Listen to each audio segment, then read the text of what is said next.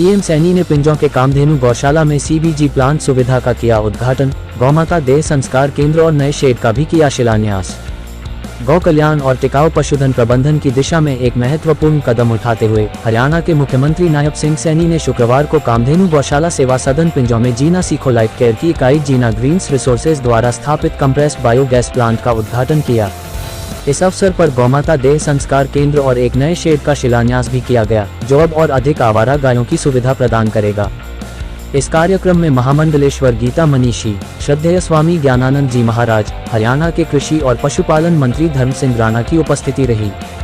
शक्ति रानी शर्मा, विधायक कालका, आचार्य मनीष, अध्यक्ष जीना सीखो कामधेनु गौशाला के चेयरमैन नवराज धीर, आलोक कृष्ण, उपाध्यक्ष श्रवण कुमार गर्ग, अध्यक्ष हरियाणा गौ सेवा आयोग संजय टंडन, सदस्य भाजपा राष्ट्रीय परिषद सहित सम्मानित गणमान्य व्यक्ति, धार्मिक नेता और सामाजिक कार्यकर्ता शामिल हुए, जिन्होंने गौ कल्याण में सामूहिक जिम्मेदारी की आवश्यकता पर जोर दिया। इस अवसर पर बोलते हुए सीएम नायब सिंह सैनी ने कामधेनु गौशाला सेवा सदन के प्रयासों की सराहना करते हुए कहा कि सरकार गौशाला कल्याण नीतियों को मजबूत करने और टिकाऊ कैटल केयर पशु देखभाल मॉडल का समर्थन करने के लिए प्रतिबद्ध है। उन्होंने पर्यावरण के अनुकूल प्रथाओं को बढ़ावा देते हुए पशुओं के नैतिक उपचार को सुनिश्चित करने में ऐसी सुविधाओं के महत्व पर प्रकाश डाला। समारोह को संबोधित करते हुए आचार्य मनीष जी ने इस बात पर जोर दिया कि गायें अब बाहरी सहायता पर निर्भर नहीं है, क्योंकि उनके जैविक उत्पादों जैसे गोबर, मूत्र और दूध का उपयोग इस तरह से किया जा रहा है जो उनके मूल्य को बढ़ाता है और उनके रखरखाव को बनाए रखता है।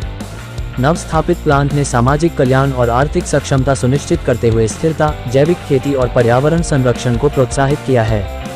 इस अवसर पर उपस्थित हरियाणा के कृषि और पशुपालन मंत्री धर्म सिंह राणा ने सतत पशुधन प्रबंधन पर पहल के प्रभाव की प्रशंसा की। उन्होंने इस बात पर जोर दिया कि यह पहल नैतिक गाय प्रबंधन और सतत प्रथाओं का एक उल्लेखनीय उदाहरण प्रस्तुत करती है, क्योंकि सरकार का ध्यान ऐसे प्रयासों का समर्थन करने पर रहता है जो हमारे सांस्कृतिक मूल्यों को बनाए रखते हैं और पशुधन की रक्षा करते हैं। चेयरमैन नवराज धीर ने भी अपने संबोधन में परियोजना के भविष्य में होने वाले प्रभाव की सराहना की। उनके अनुसार गौशाला में शुरू की गई पहल के साथ ये गौ सेवा, सामाजिक कल्याण और पर्यावरण सद्भाव के प्रति ट्रस्ट की जिम्मेदारी को दर्शाता है, जो हमारे समाज पर लंबी अवधि तक सकारात्मक प्रभाव डालेगा। शक्ति रानी शर्मा, विधायक कालका ने पशु कल्याण में सामुदायिक भागीदारी के महत्व पर जोर दिया।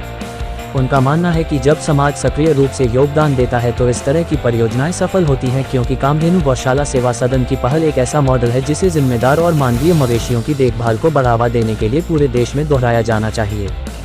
संजय टंडन ने अपने वक्तव्य में काऊ मैनेजमेंट के आर्थिक और पर्यावरणीय लाभों पर प्रकाश डाला। आलोक कृष्ण का मत था कि गौरक्षा केवल एक धार्मिक भावना या सामाजिक जिम्मेदारी नहीं है, बल्कि एक पर्यावरणीय आवश्यकता है जो निर्दोष जानवरों और बड़े पैमाने पर समाज को लाभान्वित करती है। सीबीजी प्लांट एक पर्यावरण के अनुकूल परियोजना है जो जैविक कचरे को बायोगैस में संसाधित करेगी और घोल, तरल खाद, ठोस खाद, बायो चारकोल और बायोपेन जैसे उत्पादों का उत्पादन करेगी। इन उत्पादों को सामाजिक कल्याण उद्देश्यों के लिए मार्केट किया जाएगा, जो पर्यावरणीय स्थिरता और आर्थिक विकास में योगदान देगा।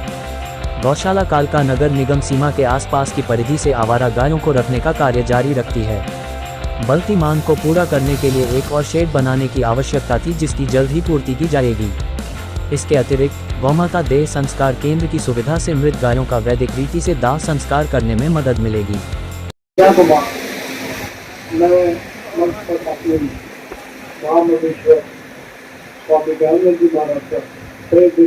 शुक्रगुजार हूँ जिनके प्रयासों से आज काम गठित इनका सानिध्य बहुत बाद है। माननीय मुख्यमंत्री जी नायब सिंह सैनी जी का बहुत बहुत स्वागत करता हूँ।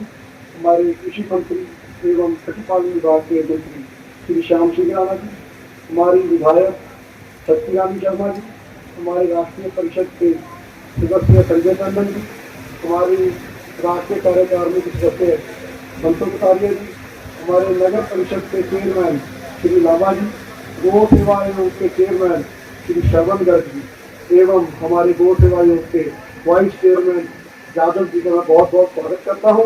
हमारे कुलभूषण गोयल जी मेयर पंचकुला, मैं उनका भी स्वागत करता हूँ।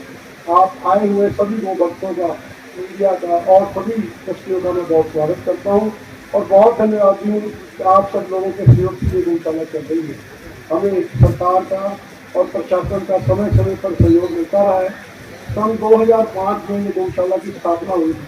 उस वक्त रेजोल्यूशन पास करके नगर परिषद के द्वारा ये जगह दी गई थी और आज ये देखिए भव्य रूप जो लिया है शासन प्रशासन और सभी को भक्तों के द्वारा दिए गए सहयोग से मिला है। मैं महाराज जी से और मुख्यमंत्री से यही आशा करता हूँ कि इनका भी हमें सहयोग और आशीर्वाद देता रहेगा। जय गौ माता, जय गौ माता, जय माता। और कालका माता के चरणों में प्रणाम करके गौ माता के चरणों में आने का अवसर मिला है। ये मेरे लिए और सौभाग्यशाली बात है और मुझे ये भी खुशी है कि जब मैं कामधेनु गौशाला में आया हूँ तो मुझे यहाँ पर एक कंप्रेस्ड बायोगैस प्लांट का भी उद्घाटन करने का मुझे मौका मिला है। ये हमारे लिए और गर्व की बात है। हम देखते हैं कि गौशालाएं आत्मनिर्भर बन रही हैं। आदरणीय नरेंद्र मोदी जी ने कहा कि हमें आत्मनिर्भरता की ओर जाना चाहिए। मैं बधाई देना चाहूँगा गौशाला के सभी पदाधिकारियों को, जिनकी मेहनत नहीं, उसके बाद एक एक पैसे को उसका सदुपयोग हो और इस गौ माता के वेलफेयर के लिए खर्च ना हो, यहाँ से इनकम का साधन भी खड़ा हो जाए।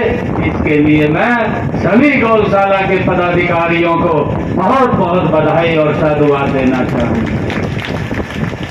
हम सब देख भी रहे हैं पिछले 10 वर्षों से, नहीं तो हम अगर देखते थे हमारी संस्कृति भी कहीं ना कहीं विलुप्त हो रही। आज इन 10 वर्षों में अगर हम देखते हैं गंगा भी निर्मल हो गई है, गंगा भी स्वच्छ हो गई है।